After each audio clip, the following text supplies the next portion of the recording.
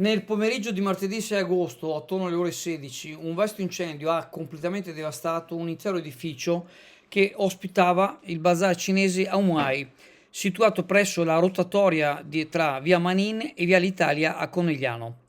Le fiamme, alimentate da materiali plastici da giardinaggio e sostanze tossiche presenti all'interno dello stabile di circa 4.000 m2, ha generato una nube nera visibile a chilometri di distanza. Fortunatamente nessuno è rimasto gravemente ferito, ma 3 persone sono rimaste intossicate. Sul posto sono intervenuti tempestivamente 10 automezzi antincendio e 30 operatori dei vigili del fuoco provenienti da Conegliano, Pordenone e Vittorio Veneto. Con l'ausilio di un'autoscala, anche i carabinieri e 5 pattuglie della polizia locale a Conegliano sono stati impegnati, deviando il traffico lungo la circolazione e gestendo gli ingorghi per chi arrivava in città da Pordenone.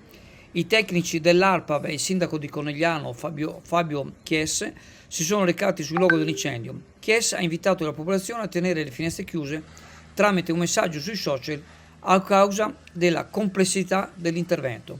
I residenti e altre persone presenti nell'area sono stati evacuati.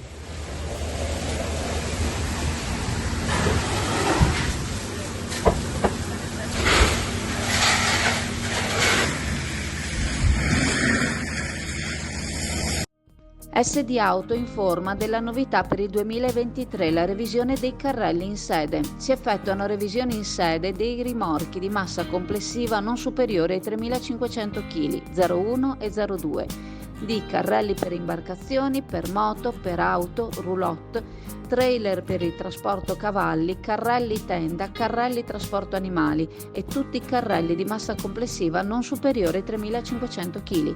Potete contattare SD Auto per qualsiasi informazione o chiarimento.